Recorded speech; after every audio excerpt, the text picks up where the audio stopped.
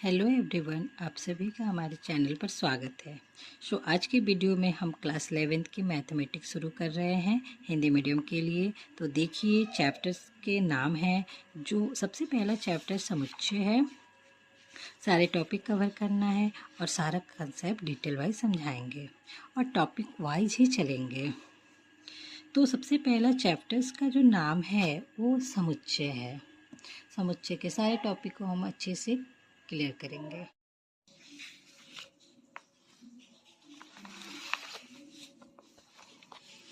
इसका इंट्रोडक्शन हम जान लेंगे और टॉपिक वाइज चलेंगे। एक्सरसाइज 1.1 करने से पहले जो चीज़ें हमें चाहिए वो सब हम सीखेंगे। पहला जो टॉपिक है वो समुच्चय है। समुच्चय और उनका निरूपण, मतलब कि सेट क्या होते हैं, उन्हें कैसे प्रेजेंट करते हैं। सेट्स का मतलब होता है एक वेल डिफाइंड कलेक्शन। हम समुच्चय की बात करेंगे। समुच्चय का मतलब होता है सेट। सेट्स क्या होते हैं, देखिए,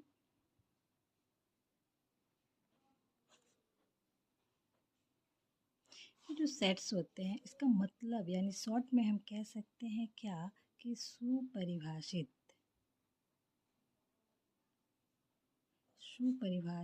कलेक्शन। सुपरिभाषित कलेक्शन मतलब शॉर्ट में हम ये कह सकते हैं। इसके लिए हम कुछ एग्जांपल दे रहे हैं। जैसे देखिए, एग्जांपल फर्स्ट है कि एक हफ्ते में 12 दिन होते हैं।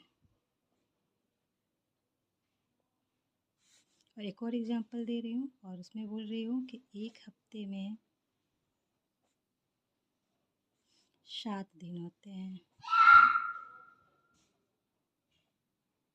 यानी इसमें से जो है वो कौन सा डिफाइंड है, यानी कि हमको पता है कि हफ्ते में जो होते हैं वो 7 दिन ही होते हैं। यानी कि ये जो है होगा ये सेट्स होगा। लेकिन एक हफ्ते में 12 दिन ये हमारा सेट्स नहीं होगा, क्योंकि ये वेल डिफाइंड नहीं है। जो वेल डिफाइंड होता है वही क्या होता है, हमारा समुच्चय होता है। समुच्चय के लिए कुछ बुक्स में भी आपके दिए हुए हैं। कुछ 3-4 एग्जाम्पल आपका दिया हुआ है। जैसे देखेंगे कि 10 से कम विषम प्राकृतिक संख्याएं, अर्थात यानी 1, 3, 5 नहीं, यानी कह रहा है कि 10 से कम अगर विषम संख्याओं का कलेक्शन पूछ रहा है तो ये क्या है, आपका वेल डिफाइंड है। भारत की नदियाँ यानी कन्फर्म है। अगला जो एग्जाम्पल है वो बोल रहा है भारत की नदियाँ। भारत की जो नदियाँ हैं वो कन्फर्म है कि भारत की नदियाँ कौन कौन सी हैं। तो ये भी क्या है, वेल डिफाइंड है। यानी कि जो भी समुच्चय होंगे एकदम क्या होंगे, वेल डिफाइंड होंगे, वो आपको सेट्स मान लिया जाएगा। अंग्रेजी वर्णमाला में ए ई आई ओ यू, ये भी क्या है, वेल डिफाइंड है।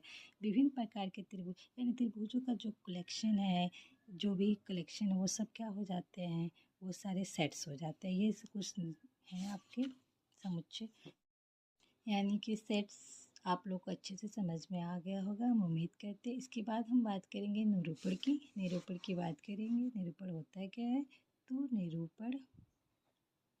निरूपण को हम हमेशा अल्फ़ाबेट के कैपिटल लेटर का प्रयोग करते हैं। यानी A V C up to date कुछ भी, मतलब सब कैपिटल लेटर में ही रिप्रेजेंट करते हैं। यानी कि इसको कोई हमको सेट बनाना हो तो उसको सेट को हम हमेशा कैपिटल से डिनोट करेंगे।